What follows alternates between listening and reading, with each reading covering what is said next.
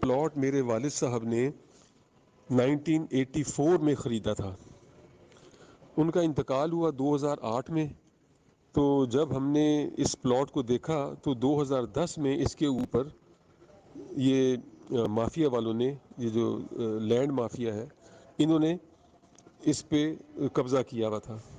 اور انہوں نے یہاں پہ کافی سارے جھگی والے بٹھائے ہوئے تھے جن سے یہ کرایہ لیتے تھے. جب کورٹ میں بھی گئے، بڑا کچھ کیا، کچھ نہیں ہوا. پھر جب اس پہ سٹیز ہم نے ختم کروائے تو یہ 2020 فیبروری میں جا کے بڑی مشکل سے کورٹ سے جو ان کے سٹے لیے ہوئے تھے وہ ختم کروائے. تو پھر ہم نے پولیس سے گزارش کی، ایل ڈی اے اور سوسائٹی والوں سے. ایکچولی سوسائٹی والے بھی ان سے ملے ہوئے ہیں.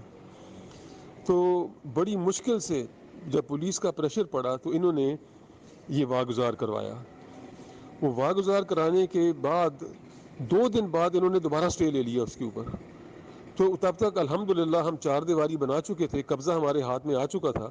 ہم نے پھر اپنے بندے بھی بٹھائے وہاں پہ جو اس کو گارڈ کرتے تھے. تو پھر ہم قبضہ، مگر ابھی ہم اس پلاٹ کے ساتھ کچھ نہیں کر سکتے. پھر انتقال بھی 2 کے نام پہ تھا، سوسائٹی کے نام پہ بھی انتقال تھا اور یہ لینڈ مافیا کے نام پہ بھی انتقال تھا. وہ حاجی یعقوب ہے، حاجی یعقوب کھوکھر، اس نے سٹے لیا ہوا تھا، اس کے نام پہ بھی انتقال تھا. وہ بڑی مشکل سے ہم نے اگست میں جا کے انتقال ان کا ختم کروایا. وہ جب ختم ہوا تو یہ مافیا والوں کا زور ٹوٹا، ان کا جو روب ہوتا ہے پورے سوسائٹی پہ وہ جب ٹوٹا تو انہوں نے، یہ 2 پلاٹ تھے ہمارے، ایک میرے والد صاحب کے نام پہ تھا اور ایک ساتھ والا پلاٹ تھا، ہم دونوں پہ قبضہ تھا. وہ جو ساتھ والا تھا ان کو اس نے تھریٹن کیا. جب تھریٹن کیا اور انتقال خارج ہوا تو انہوں نے اس کو گولی مار کے قتل کر دیا. اس کے بعد پھر یہ جب خان صاحب کو پتہ لگا، پرائم منسٹر صاحب کو، کہ یہ اس لیول تک چلے گئے ہیں اور پولیس کچھ نہیں کر رہی اور کچھ کر بھی نہیں رہی تھی، تو پھر خان صاحب نے ان کو چینج کیا. جی، اور یہ صاحب یہ ایک ایسا ایشو ہے جس پہ وزیر اعظم صاحب کو تنقید کا بھی سامنا ہے کہ اپنے بہنوئی کا پلاٹ کا قبضہ چھڑانے کے لیے انہوں نے آئی جی کو چینج کیا، سی سی پی کو لگایا، لیکن المیہ ہے کہ قبضہ چھڑایا بھی، اس کے بعد بھی سٹے ہوا اور آج بھی وہ اس سے محروم. اور ایسے کئی کیسز ہیں کہ جو ابھی تک عدالتوں میں ہیں اور بیچارے جو ہیں ضرورت مند 3 چیزیں ہیں. چونکہ میں بہت صبر سے، پھر لوگ کہیں گے یہ ڈپٹی کمشنری کی باتیں کرتا ہے. 3 چیزیں ہیں جو ویل انٹرنچڈ ہیں، جن کی بنیاد پہ یہ سارے قبضے گروپ والے اینٹتے ہیں. نمبر 1 آپ کا ریونیو سٹاف، جو ڈپٹی کمشنر کے اندر ہوتا ہے، جو پٹواری ہوتا ہے. یہ میں جب پنجاب میں آیا تھا نا تو مجھے کہتے کہ تم بلوچستان میں تمہیں کیا بتا، پہاڑے ناپنے والوں، زمینیں جہاں ہوتی ہیں، اس لیے مجھے یہاں نہیں لگایا کبھی بھی. نمبر 1. نمبر 2 وکیل مافیا. آپ کے وکیلوں کے جتھے ہیں جو قبضہ کرواتے ہیں. ایسے ہی قبضہ گروپ کا جو ہوتا ہے نا، پتر وکیل بن کے آنا تم، سانیہ ضمانتاں کون کرائے گا. نمبر 3 اس کے انڈر ڈرا ہوا، بلیک میل ہوا خوف زدہ جوڈیشری ججز. میں آج خط پڑھنا چاہتا ہوں، یہ حالت ہے. چیف جسٹس صاحب اور باقی لوگ وہاں اسلام آباد میں بیٹھ کے سیاسی تبصرے کرتے ہیں، کبھی اس کے، کبھی اس کے، کبھی اس کے، کبھی اس کے. پاکستان کی ججز کا جو حال ہے، کسی کے منہ پہ تھپڑ پڑتے ہیں، کسی کے سروں پہ جوتیاں پڑتی ہیں، کسی کو غلیظ عورتوں کو گندی گالیاں، ہائی کورٹ کی جج کو دی گئی ہیں گالیاں. میں آپ کو اس کا خاتون کا خط پڑھ کے سناتا ہوں. سٹے کیا، کہاں سے آتا ہے سٹے؟ کیا آپ کو نہیں بتا دیں خاتون کون ہے ذرا اس کا؟ یہ خاتون جو ہیں یہ بنیادی طور پر فتح جنگ سے تعلق رکھتی ہیں، اور یہ وہاں پر ایک ڈاکٹر ساجدہ احمد چودھری جنہوں نے پی ایچ ڈی کیا اور 22 فروری سے 2 سول جج جوڈیشل مجسٹریٹ خدمات انجام دے رہی ہیں. انہوں نے کہا کہ میں بنیادی طور پر 21 سال میں نے یہ کام کیا. اس طرح کی اچھی سی وی کے ساتھ وہ کسی بھی ملٹی نیشنل یا غیر ملک کا انتخاب کر سکتی تھی، لیکن انہوں نے عدلیہ کو چنا کیونکہ وہ ایک شہداء گھرانے سے تعلق رکھتی ہے. ساجدہ وہی جج ہے جنہیں وہ وکلاء تحریک نصرت کے چیف جسٹس افتخار چودھری نے 26 مارچ 2007 کو راولپنڈی بار سے پہلے خطاب میں شرکت سے روکنے کے لیے اہل خانہ سے کئی سو کلومیٹر دور بکھر میں تعینات کر دیا گیا تھا. نکور اس نے کہا ہے کہ جناب میرے ساتھ ہر وکیلوں نے بدتمیزی کی, مجھے جتھے بنا کے آتے رہے, اور وہ اس نے تفصیل لکھی. ایک ساجدہ نہیں ہے. یہ جو خواجہ احمد اویس کا جو کیس ہوا تو کیا ہوا تھا, کیا تھی وہ؟ ہائی کورٹ کی جج تھی بھائی, سول جج نہیں تھی. اور کیا کہا تھا میں بیان نہیں کر سکتا ہوں. مسئلہ سارا یہ ہے کہ یہ کیا ہوتا کیا ہے. ہوتا کیا ہے کہ ایک جتھا جاتا ہے, اور جتھا جو ہے میں جی بار ایسوسیشن کا صدر ہوں.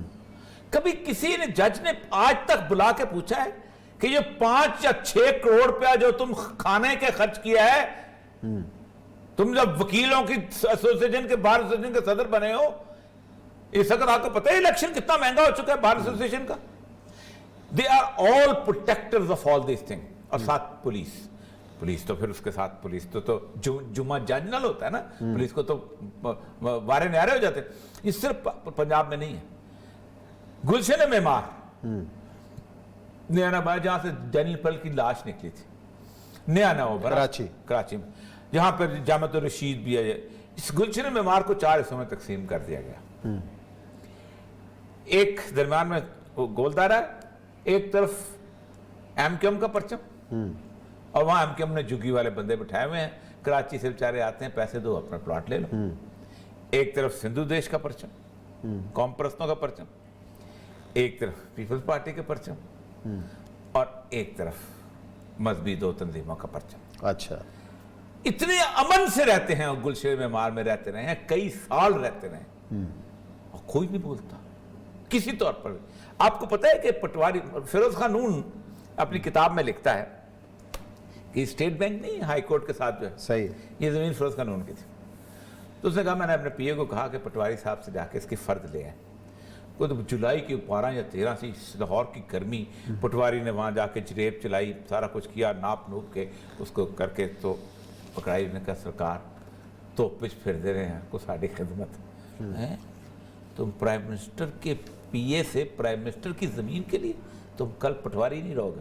ان کا جو جناب کی مرضی, پٹواری رہے یا نہ رہے, باقی یہ فکرے بولے.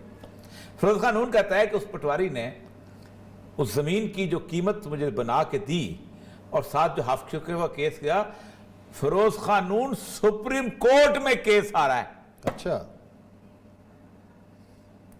میں جب ٹریننگ کر رہا تھا تو آپ اندازہ کریں, میرا پٹواری کہتا تھا سر جو پٹواری کی لکیر لگ جاتی ہے نا سپریم کورٹ نہیں بدل سکتی. یہ کون سی عدالت ہے جو نہیں بدل سکتی؟ بدل سکتے ہیں, لیکن یہ ہے کہ خوف, 2 چیزیں, لالچ اور خوف جب مل جائے تو بہت برا ہوتا ہے. لالچ اس لیے کہ میرے پیسے آ جائیں گے, خوف اس لیے کہ میری جان چلی جائے گی. اور لاہور میں ہے کیا, لاہور پورے کا پورا ہوسٹیج ہے. میں آپ کو بتاؤں اتنے لوگ ہیں روز جو مجھے فون کرتے ہیں کچھ کر, میں اتنے میرے ایک دوست ہیں انہوں نے فون کیا کہ آپ نا میرا ایک پٹواری جو ہے فرد نہیں دیتا تو فرد لے لیں. میں ایک ڈپٹی منشن ہوتے تھے ان کے پاس چلا گیا. انہوں نے کہا میں پٹواری کو نہیں بلاتا ہوں, ایک تحصیلدار کو بلاتا ہوں. اب دیکھیں ان کے کمال, انہوں نے تحصیلدار کو بلایا, انہوں نے کہا جی ریاض صاحب آئے ہیں تو اس کی فرد لے دیں. میں نے کہا ٹھیک ہے. اور وہ بیچارہ باہر سے آیا ہوا تھا, تو اس نے تحصیلدار نے کہا سر اب تو آپ ہمارے دوست ہیں, بھائی ہیں, پر شام کو میرے گھر کھانا کھائیں, فرد میں آپ کو کھانے پہ دوں گا. صحیح. اب وہ کھانے میں بیٹھا ہوا ہے, 20,000 مانگ رہا تھا اس کو فرد لینے کے. کھانے میں بیٹھا ہوا ہے, ساتھ چھوٹا بیٹا بیٹھا تھا. بیٹا کیا کرتا ہے, یونیورسٹی پڑھتا ہے, اور یہ ہے اچھا کہتا ہے بس کچھ دنوں سے شور مچایا ہوا ہے کہ مجھے موٹر سائیکل لے کے دو. میں نے کہا چاچا لے کے دیتا تو لے کے دے, میں تو نہیں لے کے دیتا. کہتا وہ 20,000 کی جائے مجھے 45,000 کی موٹر سائیکل لے کے دینی پڑی. یہ ہے ان کے, اور یہ ویل انٹرینڈ. خان صاحب کو بالکل سمجھ نہیں آتی. خان صاحب کو ہم نے 1000 دفعہ کہا ہے کہ یہ بیوروکریسی اتنی, سر 40 سال لگے ہیں اس کو تباہ کرنے میں. یہ جو پٹواری ہیں, میں ایک دفعہ شہباز شریف صاحب نے ایک ہیلتھ इंस्पेक्टर को तब्दील करने। अनवार अहमद खान होते थे मिनिस्टर, सेक्रेटरी। अनवार अहमद खान ने उसको कहा मैं इस इंस्पेक्टर को तब्दील कर दूंगा, आपकी गवर्नमेंट चले जाएगी, इतनी फ्रिजाइल गवर्नमेंट है। उसको तो वो मानिका वानिका मिला के ग्रुप गवर्नमेंट। एक इंस्पेक्टर के पीछे 6-6 एमपीए खड़े होते हैं, एक पटवारी के पीछे 5-5 एमपीए। ये किसने खड़े किए हैं? इन लोगों ने खड़े किए हैं। इसकी क्या बेचारे अहद खान की हैसियत क्या है? और इमरान खान को तो पता भी कुछ नहीं है अभी तक। कल कब इस सिस्टम के अंदर आया है, मेरा प्लॉट अगर वो चाहे ना कल, तो मेरा प्लॉट जब चाहे जिसको चाहे जैसे चाहे उड़ा के दे दे। मुझे आप एक बंदे, तभी तो मैं कहता हूं, मैं एक दफा बैठा था डिफेंस में, तो बड़े लोग फौज के खिलाफ बातें कर रहे थे, ये फौज है। मैंने कहा मेरी बात सुनो, सारे अपना अपना डिफेंस का प्लॉट बेचो और जाके एलडीए के जाके ना जॉर्ज टाउन में प्लॉट लो, फिर बातें करना। पता जब चले तुम्हें कि 3-3 जगह बिक चुके हुए। अच्छा, सर आप अंदाजा, कोयटा से एक बच्ची आई यहां पर मेरे पास, उनका घर था, बेचारे बेच के यहां कब्जा हुआ, कब्जा करके 25 लाख रुपया दे के अपना घर उनसे वापस लेना पड़ा। और उसके अंदर मैं खुद जाती तौर पे इन्वॉल्व था। एक सेशन जज को कहा, तरले मिलते कि यार तेरे पास केस आया हुआ, इसको कुछ खत्म करो। ये हालत है।